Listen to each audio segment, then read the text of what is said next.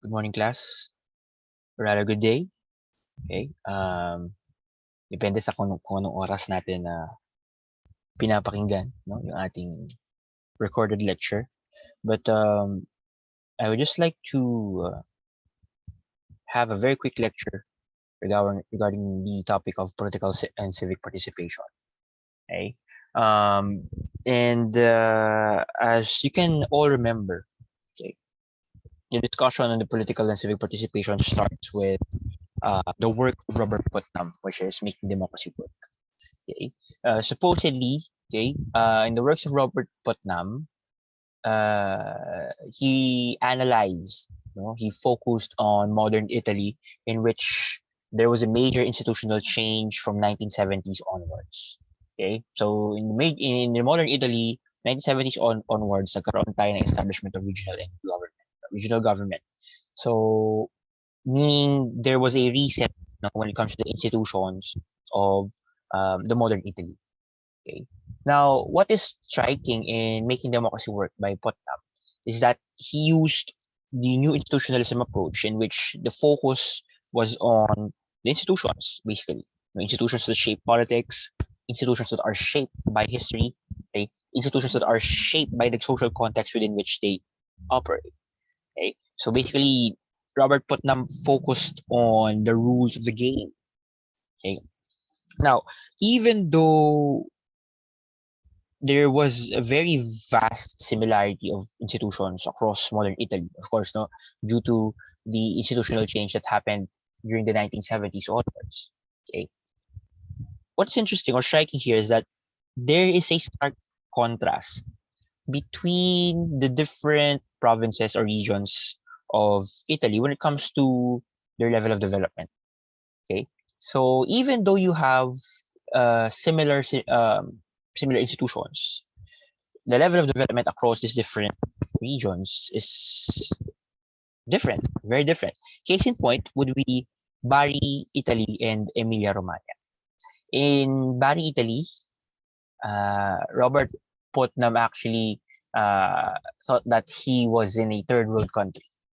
Okay, so even the different equipment in the government agencies, institutions are, well, they're not really on par, okay, with what has become of Emilia Romagna. Emilia Romagna, on the other side of Italy, is well developed, no, and even though they have similar institutions, as pointed a while ago, okay, how come Emilia Romagna and Bari, Italy, are on a different level when it comes to development? Okay? Now, Robert Putnam's Making Democracy Work was actually able to pinpoint the explanatory factor when it comes to that difference. Okay, and you can actually sum it up using this picture here or a caricature, no? So which showcases cooperation, diba, between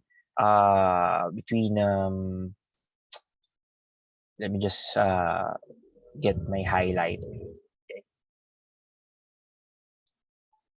Okay, so between this different or small fish, school of fish. Okay, so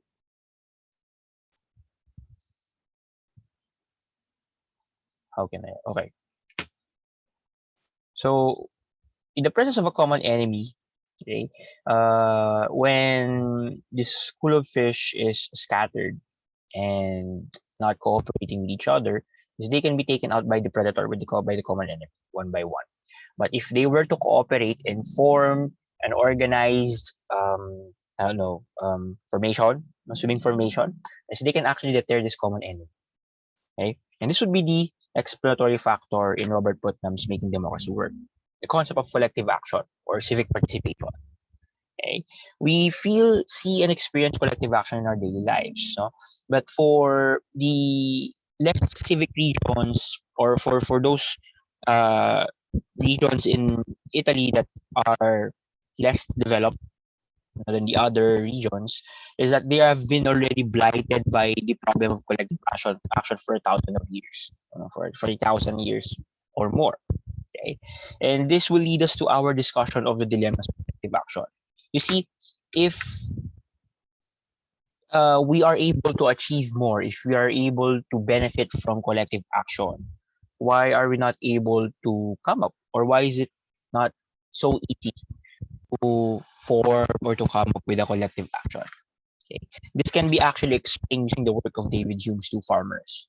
In his work, okay, you can pause the video to read the excerpt from David Hume's work. No, but essentially in his work, in his Two Farmers, it highlights the problem of trust, or mistrust, amongst individuals.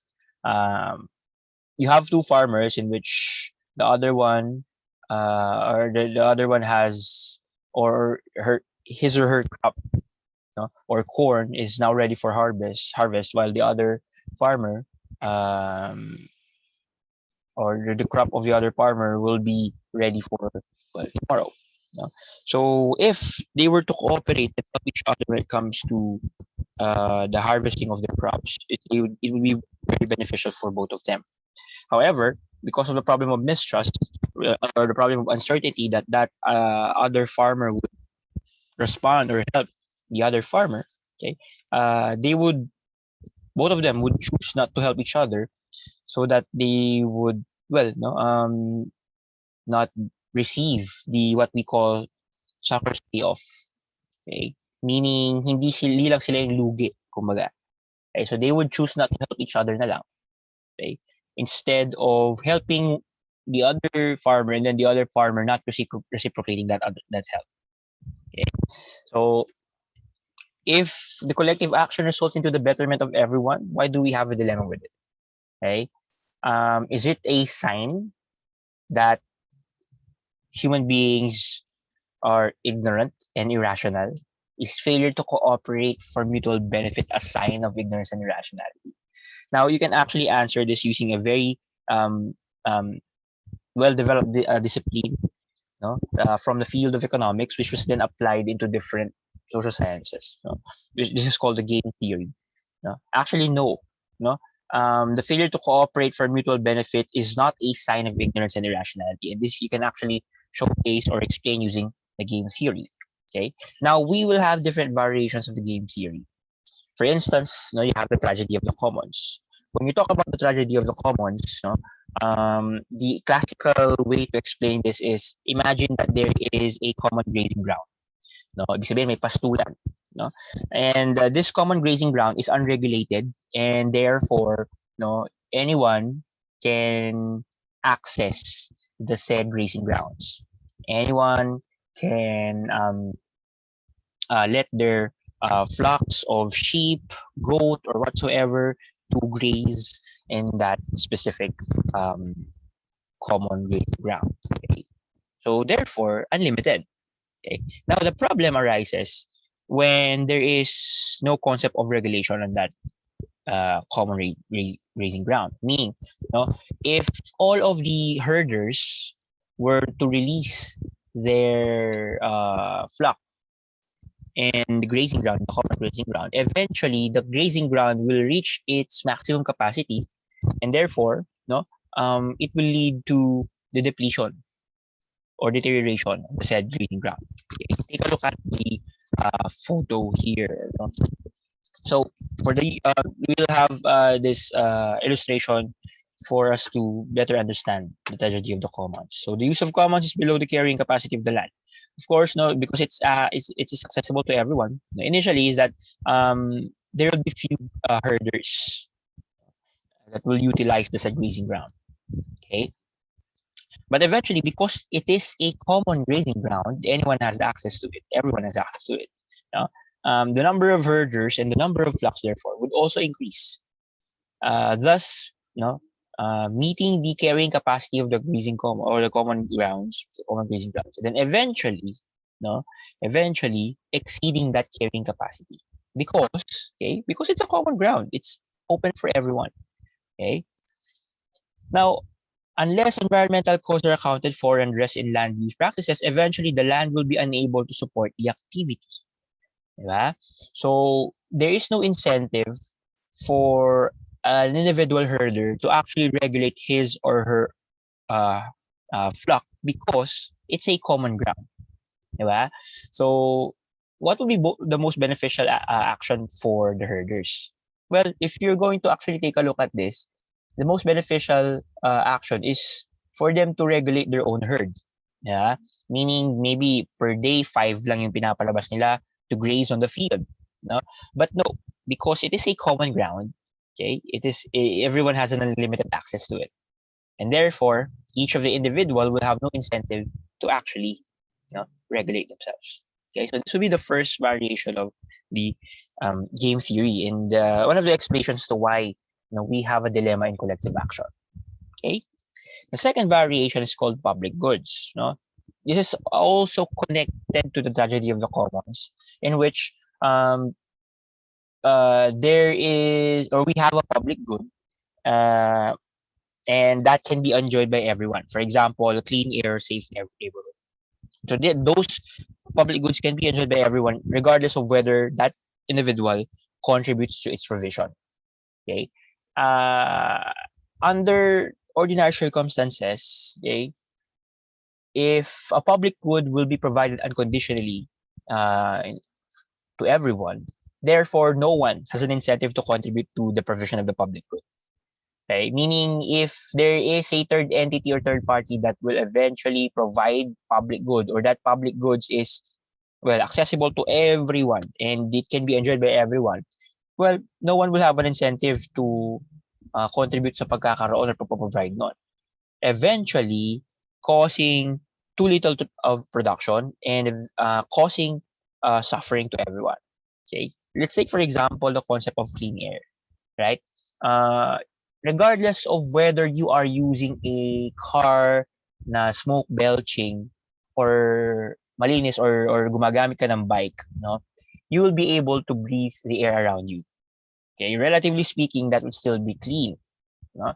Now, eventually, because people would have the same mindset na, okay, it doesn't matter if I use a car na smoke belching or I just walk or use a bicycle which is environment friendly or almost zero carbon footprint. No?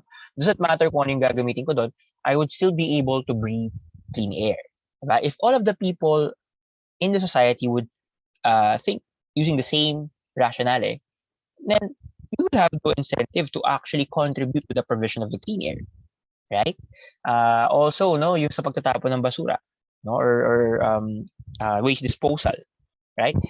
In especially Filipinos, the Filipinos would like to throw their garbage in different bodies of water, right? And the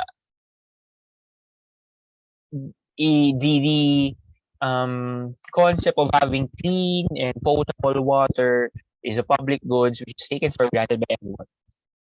Ay, it doesn't matter kung magtapon ako ng basura sa ilog na 'to, no, makakainom naman ako ng malinis na tubig, 'di ba? But, no, if all of the people in the society would actually have that line of thinking, eventually there would be no potable water for us to drink, 'di ba?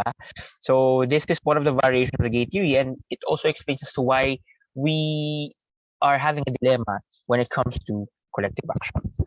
Another um variation is the logic of collective action. Okay? In the logic of collective action, um, everyone would benefit if all would simultaneously. Ibig sabihin, no, um, if we are going to actually act at the same time, then it would be beneficial for every one of us. Okay. However, okay, the problem is, no, in the logic of collective action, the one who raises the strike banner first risks betrayal by a well-rewarded scab. Ano yung sabihin nun?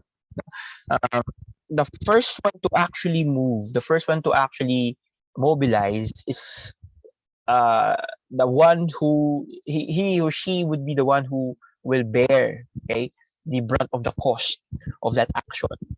Okay? Paano yan? For instance, sa klase natin, ba? If we were only to, if we want to actually extend the duration or the deadline of a certain activity or requirement, no, it would be beneficial for the class if the class would actually come together as a class again, no? And talk to the teacher, instructor, and say, okay, ma'am, sir, this is our problem or time frame or dilemma, would you please kindly extend our deadline? Diba? If you were to act as a class, no, it will be beneficial for every one of you. However, no, walang gustong gumawa nun kasi, no, inihintay natin na may mauna sa atin. Diba? Inihintay natin na may maggumawa para sa atin because the first one to actually take the step or make the action is the one who's going to take the brunt of the cost, no? So, kunyari, bad mood yung teacher or yung instructor and then walang gusto magsalita. Pero it would be beneficial for everyone, di ba? To simultaneously talk and act, no? On the matter. Naghihintay tayo na mayroong isang figure, isang individual na mauuna. Right? So that will be also tantamount to the problem of the free rider. The free rider problem. Because meron namang gagawa para sa akin yan. Now, meron namang gagawa para sa akin yan. I would also enjoy that benefit, no? Because eventually, someone will do the work for me. Diba? So, parang sa mga group works natin in which you will have the free riders. No? Eh, hindi ko na muna gagawin yung problem set. Because gagawin naman ni ganito yan. Right?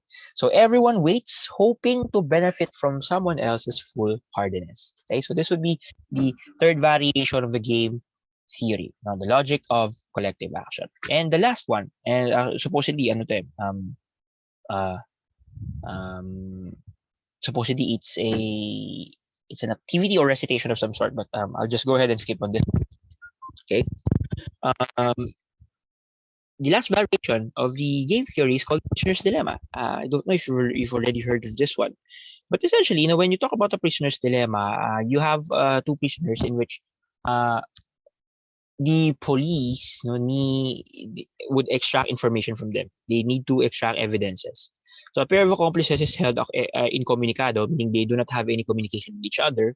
And then each is told that if he alone implicates his partner or nilaglag niya yung kanyang partner, he will escape scot-free. But if he remains silent while his partner confesses, he will be punished especially severely. So kapag nanahimik siya, pero yung kasama niya ay linaglag siya, paparusyahan siya. However, if both remain silent, then both would be let off lightly. Okay?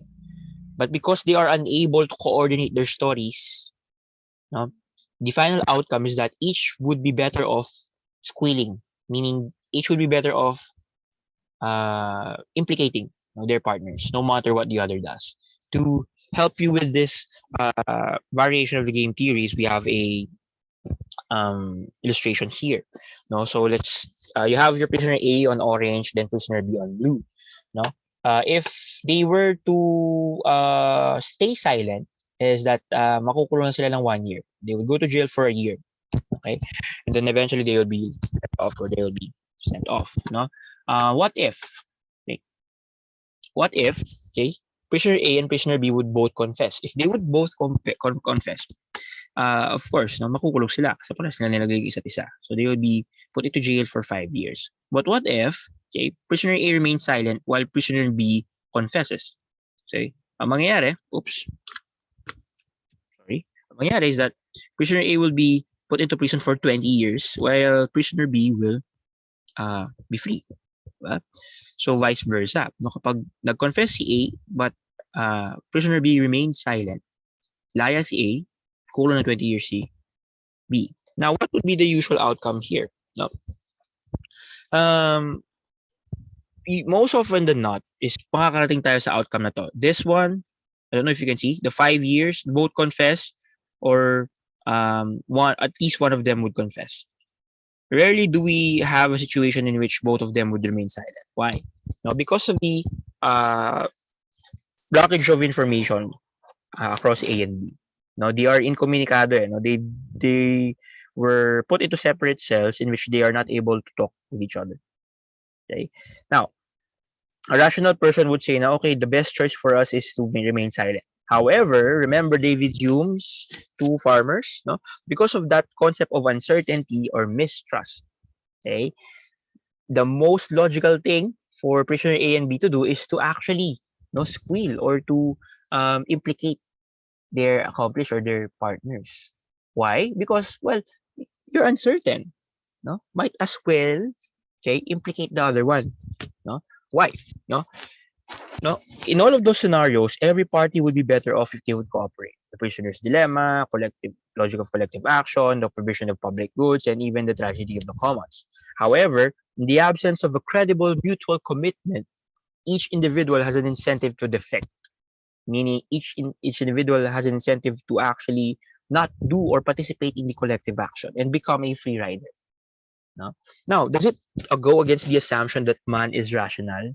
Now, this is actually interesting because those different variations, or actually the game theory was developed from the field of economics. And remember, in the field of economics, no, the underlying assumption there, especially in the Keynesian, no, is that man by nature is a rational being. Okay? So if that's the case, is man really irrational? No? No.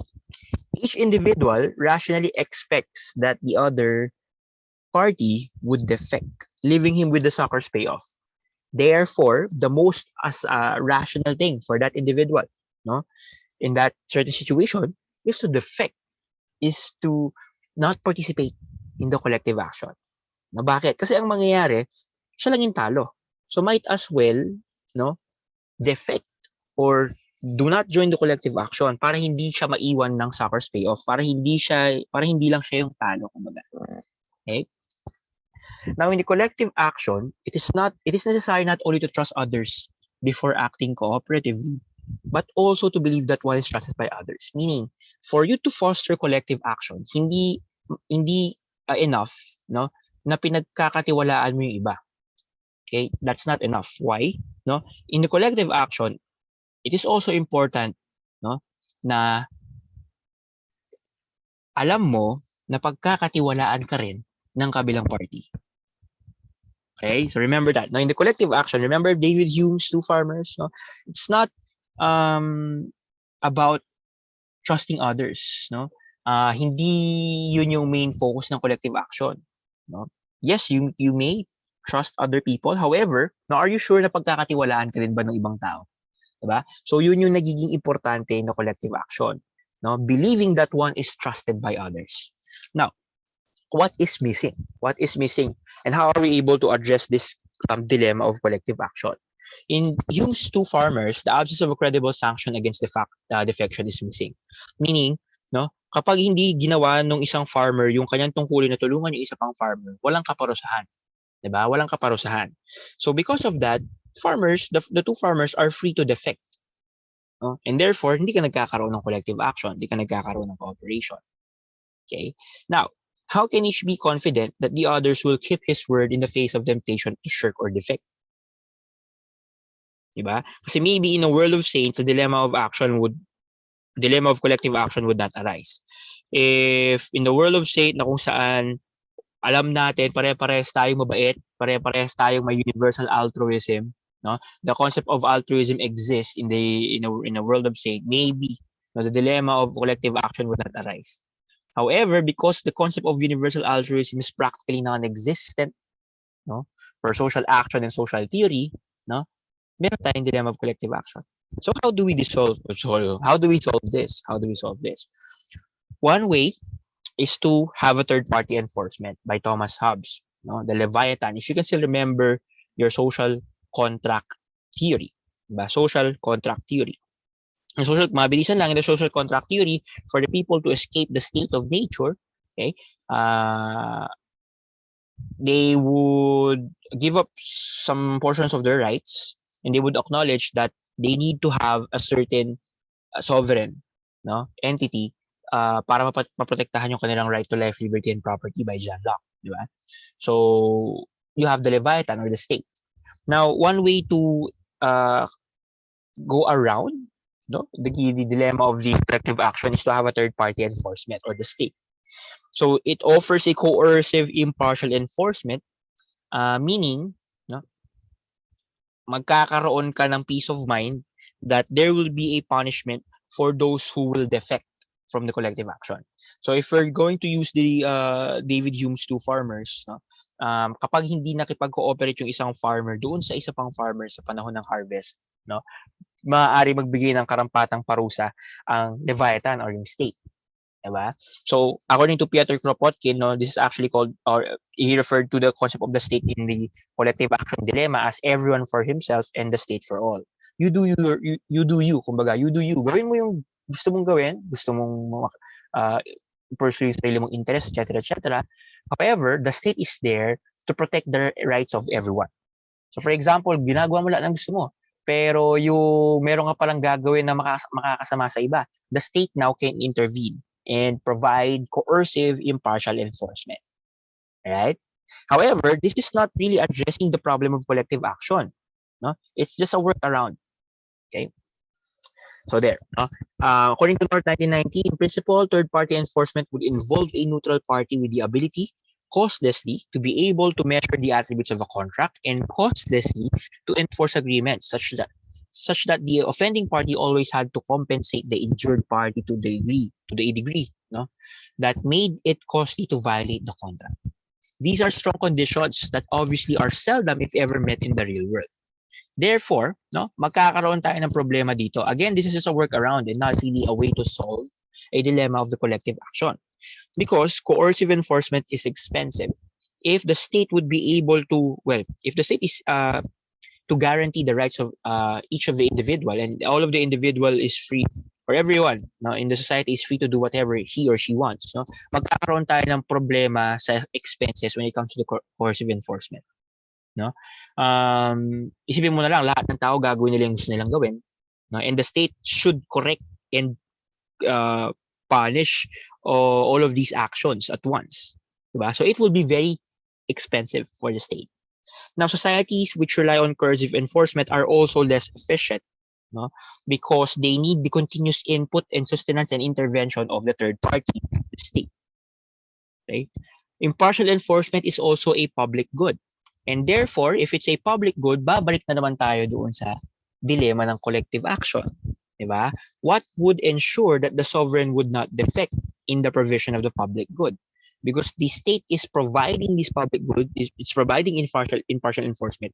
Paano tayo makakasigurado na ang state gagawin niya yon? Kasi meron siya incentive na hindi mag-deliver doon sa provision of public goods. Diba? Remember, no? Meron tayong dilemma sa public goods. Okay, so ano yung magiging natin, no? Safeguard natin kapag nag-defect yung state or yung sovereign. Gagawa ka na naman ba ng isa pang sovereign? Diba? So it doesn't really answer or address the issue or concern. No? Iniikutan lang niya, kumbaga. No? These problems were apparent to the Southern Italians. Okay? So even though you have a state that provides coercive enforcement as an impartial enforcement, no? Hindi siya enough, no, to actually drive development, no? So it is not generally a stable equilibrium in the sense that in which no player has an incentive to alter his behavior because you have a third party enforcement, no?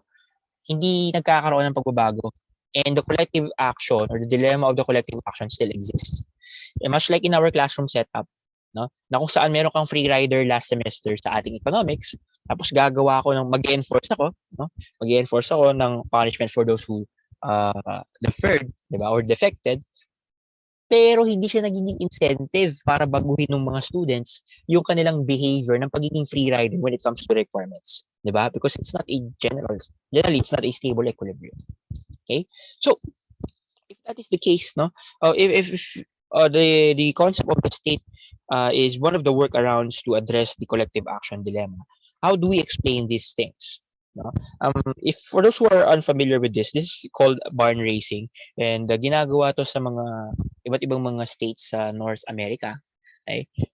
Tradition nila to. So kumbaga kapag magtatayo sila ng barn, no, kahit walang sanction ng state, yung mga tao nagtutulungan. This is their version of bayanihan. Nagtutulungan para itayo yung isang barn. No, and yung mga barn na yon is storage ng mga either mga animals or ng mga grains or ng mga tools na gagamitin para sa farming, no, or agriculture. Okay, now hindi siya sanction ng state, and yet these things happen, no, which showcases collective action. Okay, how about this? No, I don't know if you can still recall this one. But noong kasagsagan or the height of the lockdown pandemic, no, nagkaroon tayo ng problem when it comes to the provision of resources. Tumigil yung mga trabaho and umasa tayo sa ayuda, but eventually, no, itong mga social amelioration o yung mga ayuda natin nag-decline, diba? So, no, ano nangyari? Nagutom yung mga tao. So, a community pantry which was started by Patricia noon and Maginhawa, no, was established, no, ito yung pinaka-pioneer, no, ng community pantry sa buong bansa, no, in which nagkakaroon ka ng konsepto na magbigay ng ayon sa kakayahan, kumuha ng ayon sa pangangailangan. Diba? It relies on collective action as well, in which kung ano yung surplus mo, ibibigay mo, i-donate mo, tapos kung ano yung kulang mo, kung ano yung kailangan mo, okay, yun yung kukunin mo. Okay? Therefore, removing the concept of yung pag-hoard or yung surplus, which actually sustains capitalism. No? Very socialist, communist actually yung konsepto, no, ng community pantry. Pero, no, removing that point, okay, is that nangyari to even without the provision or without the supervision of the state. Diba? Without the enforcement of the third party of the sovereign, nangyari tong collective action ito. So how do we explain these kinds of phenomena in our society? Right? Well, you can actually take a look at the different explanations or different factors. How do we explain the occurrence of certain collective actions in our society without the enforcement of a third party? First, the indefinitely repeated games. Because defectors will eventually face continuous punishment from defecting from the game, okay? Unti-unti natututo yung mga tao. Natututo yung mga tao and they will change their behavior. No? Hindi ko tinulungan sina ganyan. No? Ilang beses na akong hindi tumulong. No? Kaya pala pag ako nangangailangan, hindi rin nila ako tinutulungan. Diba? Because you are defecting. No? Hindi ka tumutulong sa collective action, therefore you are facing a certain form of punishment. And kapag inulit-ulit mo yung game, inulit-ulit mo yung scenario, no, at nalaman mo na ito pala yung parusa, no, eventually that person will have an incentive to change his or her actions. Diba? Also, no, nagkakaroon tayo ng limited number of players. For instance, yung barn racing, no, sa maliit na community lang yan possible, no, kasi yung mga maliit na community, sila din yung nagtutulungan. Right? And kung ilalagay mo siya sa mas malaking setup, most probably, mas maraming taong hindi magpa-participate kasi malaki yung setup, marami yung hindi affected. Information about each player's past behavior is abundant. Also, connected yan doon sa pagiging limited number of players. Dahil nga maliit yung society or maliit yung community, no? Mas alam mo ngayon kung ano yung past behavior nung ibang mga kasama mo. No? Ito, hindi to madalas tumutulong. So alam natin, i-exclude natin siya sa barn racing. Kapag siya yung nangailangan, hindi natin siya kailangan tulungan. Diba? Thus, again, going back to the infinitely repeated games na kung saan yung defector natin, may kakaroon ng punishment. Okay? And also, the player does not discount the future too heavily. Meaning, hindi mo hinahayaan yung future. No? For example, iniisip mo agad yung pwedeng mangyari sooner or later. No, magbibigay ako sa community pantry, no, ng sobra ko para kapag pumila naman ako bukas, kunwari naubusan kami ng bigas bukas, pwede akong pumunta. 'Di ba? The player does not discount the future too heavily. Hindi yung hindi ko naman kailangan yan, no. Marami naman akong kakainin for the next few days. Then eventually pagdating nung araw na wala ka nang makain, you're already a defector, no? And you will be facing punishment. No? But still, all of these factors only shows cooperation. Only shows that cooperation should be rare because it's more of an exception than a rule. No? This can only be applicable kapag meron tayong mga ganitong factors. Yung mga ibang factors or yung mga ibang situations na wala tong mga to, no? Most probably mahirap magkaroon ng collective action. Diba? So how come if it seems too common in the much modern world, paano nangyayari pa yung mga iba't ibang mga collective actions? We can actually take a look at social capital, trust, and rotating credits association as a way to explain this. No? Now, when we talk about social capital, it's just like the physical capital, it's another form of capital, no? In which voluntary cooperation is easier in a community that has inherited a substantial stock of capital. Ano ba itong mga stock of capital? Ano ba yung social capital natin? Iba-iba yung forms niya. No? We have norms of reciprocity, network of civil engagement, no? etc. No? So, in a society na mataas yung social capital, mas malaki yung chance na magkaroon ng voluntary cooperation amongst individuals. Remember, voluntary cooperation na hindi third-party enforcement. Okay? Now, when we talk about social capital, these are features of social organizations such as trust, norms, and networks that can improve the efficiency of society by facilitating coordinated actions. No? Ibig sabihin, mas mataas yung stock ng trust, norms, and networks, no, ng isang community, mas mataas yung chance na magkaroon ng voluntary cooperation. Okay? So like other forms of capital, the social capital is productive, making possible the achievement of certain ends that would not be attainable in its absence. O nga naman, how would you be able to establish a business if wala kang capital? Diba? Wala kang financial capital, physical capital. Ganon din sa ating collective action. For you to be able to achieve collective actions, you need to have some form of capital, and that is social capital. Yan, no? And in communities na mataas ang social capital, mataas din yung chance na magkaroon ng collective action, ng voluntary cooperation. For example, a group whose member manifests trustworthiness and place extensive trust in one another will be able to accomplish much more than a comparable group lacking that trustworthiness and trust. Okay? Tignan nyo na lang sa mga group works natin sa ating klase, di ba? A group na kung saan very tight yung knit nila, magkakakilalan sila ever since they are may nagfo-foster yung trustworthiness doon sa loob ng grupo na yun, would be able to accomplish more compared doon sa grupo na first time lang magkita-kita. Diba? First time lang magsama-sama. Diba? Tapos hindi pa magkakasundo-sundo. Diba? Mas efficient. No? Mas marami nagagawa yung grupo na may trustworthiness. Okay? So in a farming community where one farmer got his hay baled by another and where farm tools were extensively borrowed and lent, social capital allows each farmer to get his work done with less physical capital in the form of tools and equipment. So in David Hume's Two Farmers, no, you can actually address that concept of mistrust or trust problem, no, by having a large stack of social capital, diba? Mas magiging productive daw ang isang bayan or isang lugar na primarily agriculture, no, kung merong social trust. Kasi maghihiraman ka ng gamit eh. Kahit nakulang ka sa gamit, mahihiram mo yung sa kapitbahay mo sa kabilang bayan or sa kabilang purok, no? Yung mga kagamitan nila at alam mong ibabalik nila yon. At alam mong ibabalik yun. Tataas yung productivity level ng lugar na yon. No? Alam ng mga tao na kapag may humiram sa kanila, binabalik na maayos. Diba? Alam nilang pag sila'y nangangailangan at hihiram, papahiramin din sila. Okay? So, social capital. Now, one example of social capital, one case study na nagpapakita na ang social capital will actually make voluntary cooperation easier, no, is yung konsepto ng Trust and Rotating Credits Association. Now, this may sound fancy, but you are already aware of this. No, hindi nyo lang alam yung tawag dito. Trust and Rotating Credits Association can be found in lots of countries all around the world. Nigeria, Scotland, Peru, Vietnam, Japan, Egypt, and even in the Philippines. Now, paano ba yung Trust and Rotating Credits Association? A group who agrees to make regular contribution to a fund which is given in whole or in part to each contribution in rotation. I'll give you time to think. You can pause the video. Ano to? No. Essentially, ito yung tinatawag nating paluwagan sa Pilipinas. Yung paluwagan. So more on that later. No? The concept of RCA or Rotating Credits Association is, well, it violates the logic of collective action. Bakit? No? Someone who is participating in the Rotating Credits Association or RCA, no, so has this kind of dilemma. So why shouldn't a participant drop out once he has received the pot? Ibig sabihin, kapag sumweldo na yung isang tao, ano yung incentive niya? Or bakit hindi pa siya mag-drop out? Di ba yun yung pinaka magiging beneficial sa kanya? Kunwari ako, una akong sisweldo, first week ako yung unang sisweldo. Pag sumweldo ako, di ba pwedeng hindi na ako magbayad? Kasi yun yung pinaka-beneficial sa akin.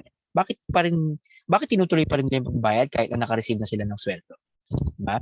Seeing the risk, okay, using this number one concept, why would anyone else contribute in the first place? Bakit pa kayo magpapaluwagan kung alam nyo na kapag may sumweldo na, hindi na sila magbabayad? Diba? Bakit nabubuo pa rin yung konsepto ng paluwagan? Yet, RCAs flourish where no legal leviathan stands ready to punish defections. Diba? Umaandar yung paluwagan, yung Rotating Credits Association, kahit na wala tayong third-party enforcement. Right? May nakulong na ba sa hindi pagbabayad sa paluwagan? Diba? Oops. Okay. So, ito yung konsepto. Diba? Konsepto ng isang ng Rotating Credits Association. So, magbabayad si Ann, Bob, Charlie, Dave, Edwin ng per month, go 1,000, tapos sumesweldo ang isang tao every month. Diba? So, bakit ganon? Bakit may incentives, bakit hindi mag-defect si Ann once na sumeldo siya sa January? Bakit nagbabayad pa siya? At kung gano'n yung pag-iisip, bakit si Francine sumama pa rin siya sa paluwagan kahit na alam siya ng siya yung nasa dulo? May chance na hindi magbayad 'tong mga 'to at hindi siya makasweldo, 'di ba? Bakit? Okay? Konsepto ng social capital, specifically trust. Okay? So reputation for honesty and reliability for any would-be participants would actually, no, come from strong norms and dense networks of reciprocal engagement. Ano yun? No? Yung pagkakaroon ng trust as the social capital for the rotating credit association, okay, would largely depend on what we call the reciprocal of engagement, dense network of reciprocal engagement. In societies or communities na kung saan, okay, magkakakilala or magkakakilala yung mga tao. Okay? Very tight-knit yung mga tao. No? Alam na alam mo na kung ano man yung mangyari or kung ano man yung gawin ng isang tao ay babalik sa kanya. So magkakaroon ka ng reciprocal or reciprocity na tinatawag. And this would also be in connection with the strong norms. No? In a community or society na kung saan kumbaga frowned upon yung hindi pagbabayad sa ating rotating credit association, mas malaki o mas maliit yung chance na mag-defect yung mga tao. For example, in your class, kung nagkaroon na kayo ng paluwagan, no, alam natin, no, na hindi gugustuhin ng mga tao na may mag-defect. Pero once may mag-defect, no, yung tao na magde-defect na yun will be scrutinized by the strong norms in that community or that society. Hindi nagbayad si ganyan, kakalat niya sa buong klase. And therefore, no, yung norm doon sa klase na kung saan nagbabayad yung lahat ng mga tao at may isang nag-defect would actually punish, okay, that defector. Diba? Also, yung dense network of reciprocal engagement, dahil nga alam ng mga tao na hindi nagbayad hindi nagbayad sa paluwagan si ganyan magkatapos ng sumweldo. Dahil meron kang strong or dense networks of reciprocal engagement, no, mas malaki din yung chance na ma-implement yung punishment doon kay defector. Bakit? No? Usapan lang natin sa klase natin, no, na hindi nagbayad ng paluwagan. Ngayon, dahil alam na ng buong klase yon, no, magkakaroon ka ng network of reciprocal engagement na kung saan kung ano yung ginawa yung defector na yon ay magre-reflect sa actions ng iba papunta sa kanya.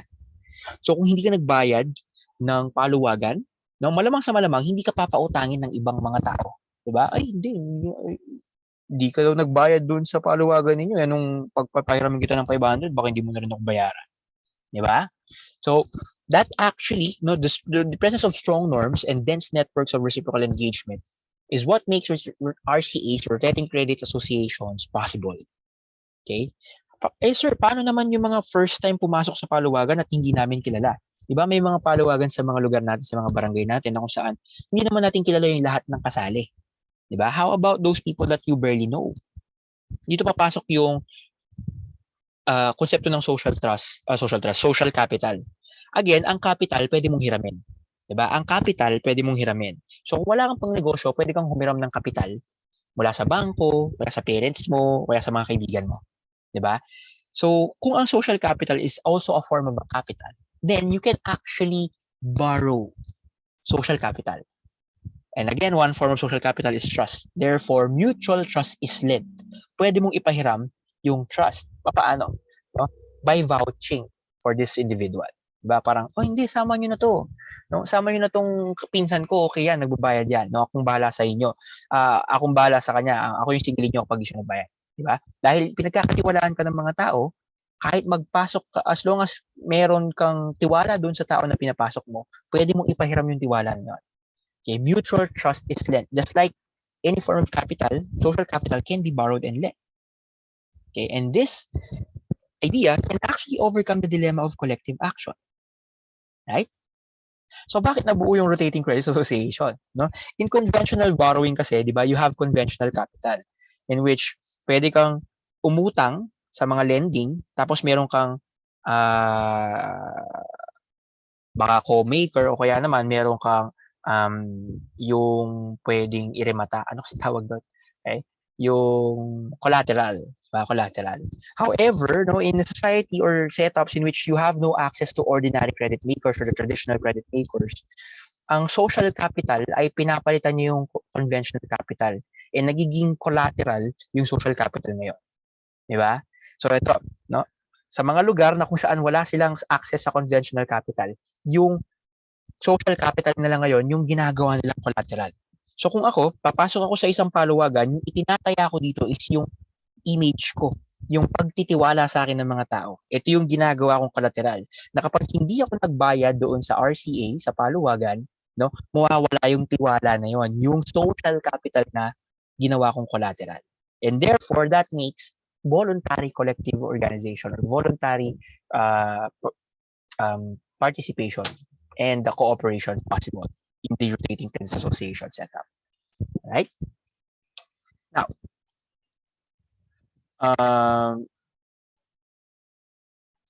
activities involving social capital actually generates more social capital. Because we are treating social capital as a form of capital, katulad ng isang financial capital, no?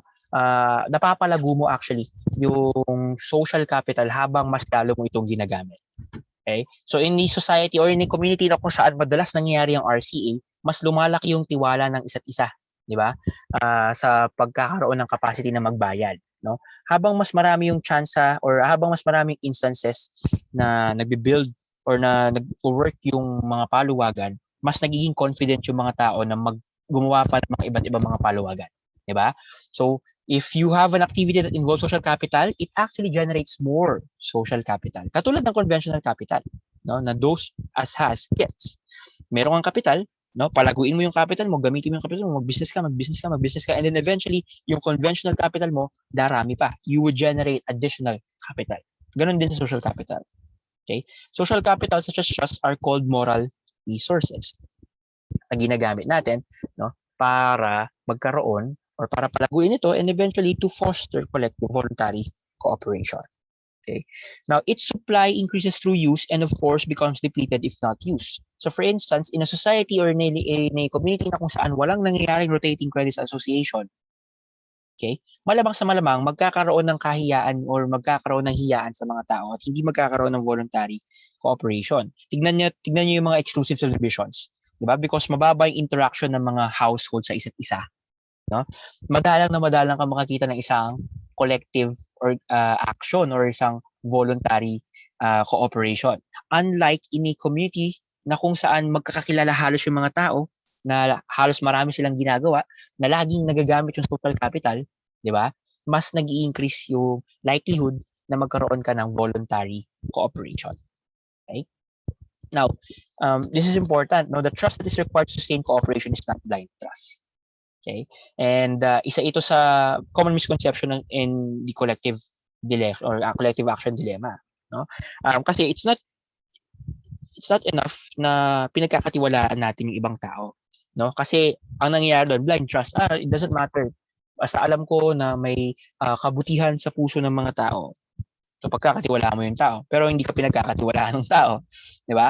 So the trust that is required to sustain cooperation is not blind trust. It should be based on social capital.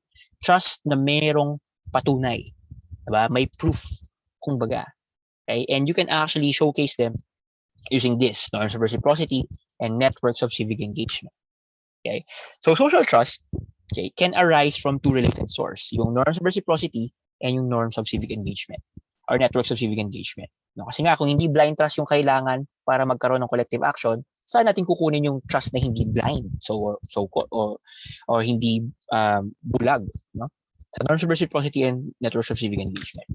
When it comes to the norms of reciprocity, no, this refers to a certain setup in a community, no, na kung saan bumabalik sa atin yung ginagawa natin. Remember the concept of externalities in economics? Okay? Our actions produce externalities. These are consequences for others. No? These are consequences that will affect other individuals, either good or bad externalities. No? Meaning, no, yung bawat action natin, bumabalik sa atin. Kaya nga norms of reciprocity, no, bumabalik siya sa atin. In our society, there are several norms of reciprocity. So one One example is yung tapat colonies ko. In a community na kung saan implemented yung tapat colonies ko, no? And itong mga bawat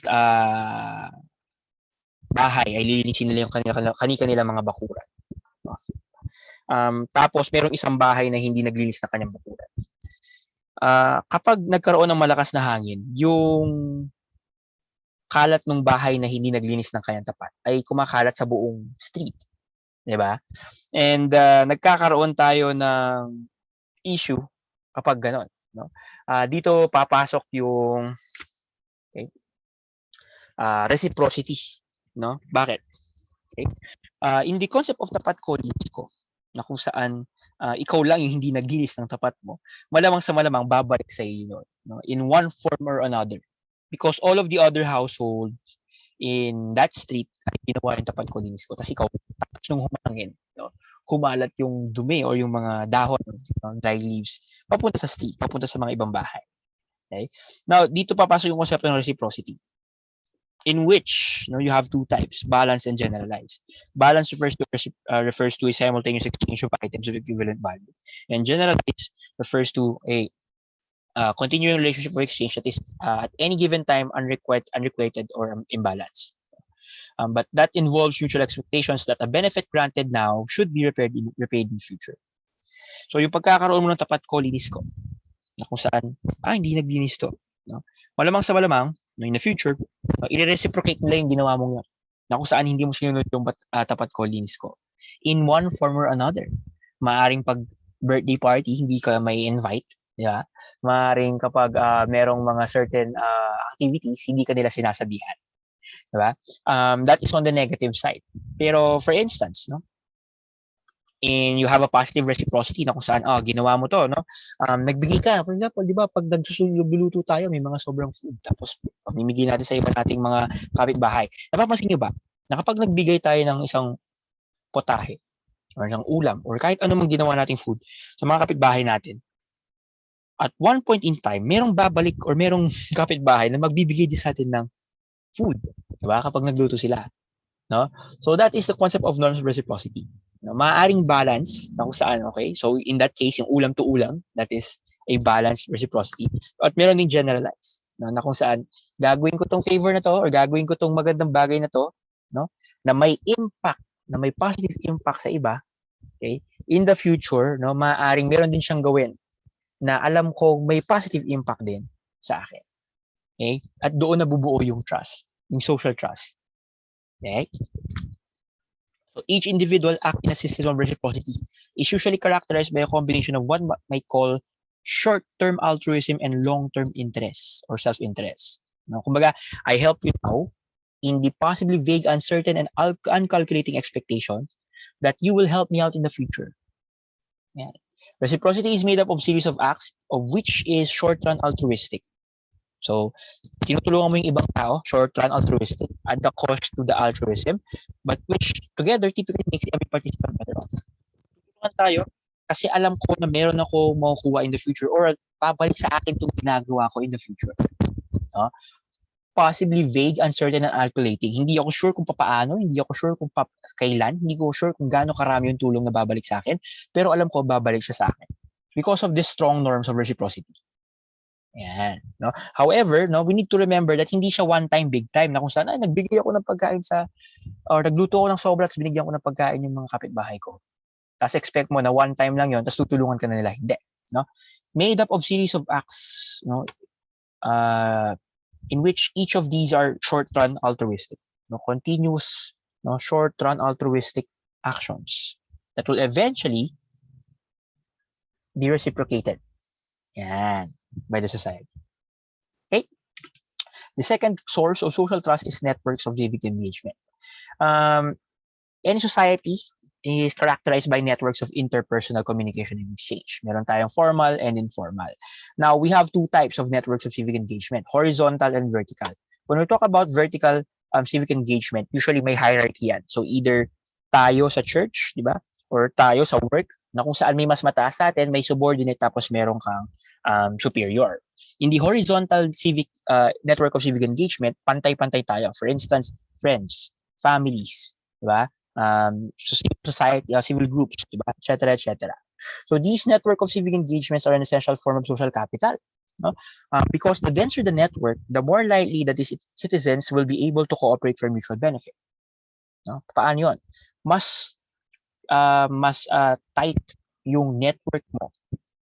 Okay? Mas malaki yung chance na yung mga citizens mo ay magko-cooperate for mutual benefit. Why? Well, networks of civic engagement increase the potential of cost to a defection in any individual transaction. Dahil magkakalapit yung mga tao, dahil tight-knit yung network of civic engagement, no, mas malaki din yung chance or mas malaki yung cost, no, nung pagde-defect mo sa isang collective action. Kapag hindi ka nag-participate sa isang collective action dahil malaki yung network of engagement mo, marami yung makakaalam ng ginawa mo at malaki yung magiging repercussions nito. So kunwari, hindi ka nagbayad ng utang, tapos malaki yung network of civic engagement mo, dense yung network mo, no? Marami ngayon yung makakaalam na hindi ka nagbayad ng utang. Therefore, they will be able to implement punishment at wala ka lang mauutangan, di ba? So, there, no? Second is that it fosters robust norms of reciprocity, no? Because of the dense network na kung saan magkakalapit yung mga tao, nagkakaroon ka or mas mabilis ngayon yung reciprocation mo, no, ng mga externalities or ng mga actions mo, regardless kung negative externality siya or positive externality. Okay? It also facilitates communication and improves the flow of information about the trustworthiness of individuals. Remember, in the RCA, okay, importante yung flow of information, or rather, no, in the prisoner's dilemma, importante yung flow of information, no, para magkaroon ng cooperation amongst individuals. Diba? And it embodies past success at collaboration, which can serve as a culturally defined template for future collaboration.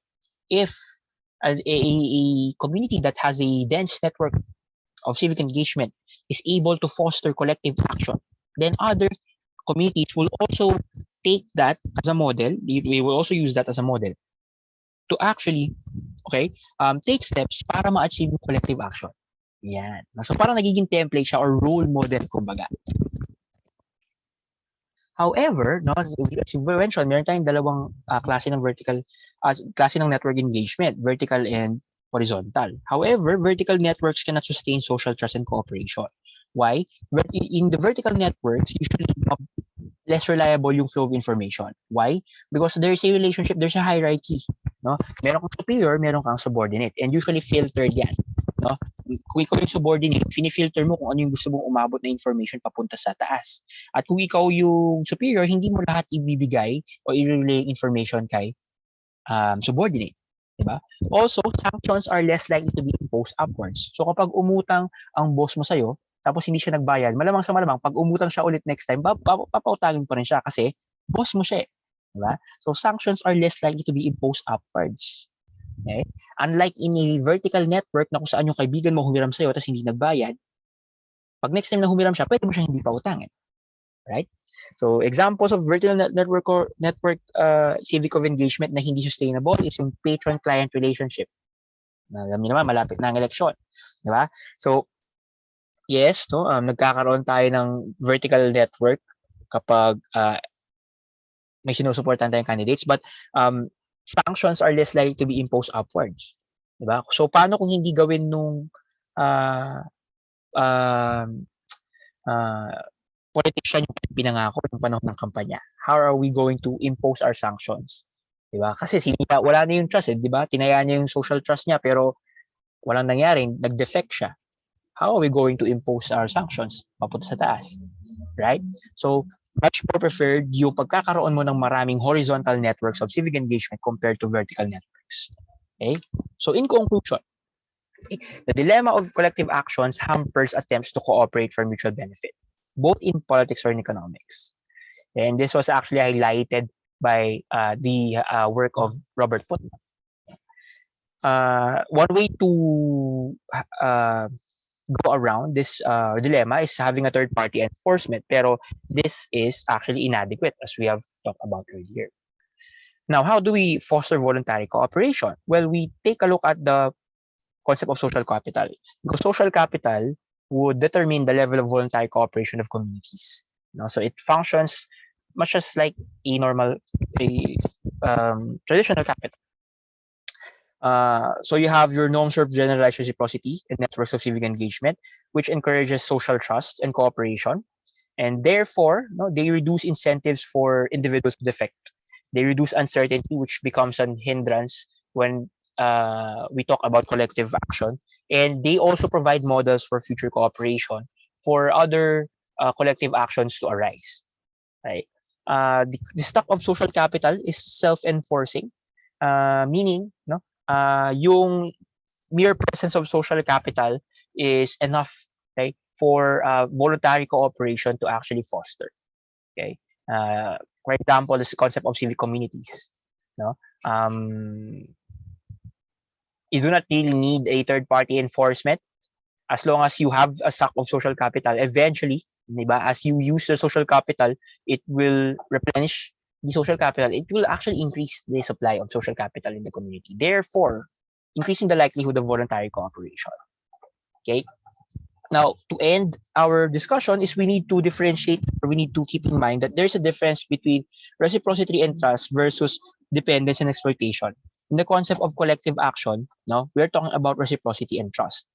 And this would be different from being dependent from the actions of your neighbor, or being dependent for the on the actions of other individuals, and exploiting, no, exploiting, no, the trust or the social trust that is being displayed in the voluntary cooperation.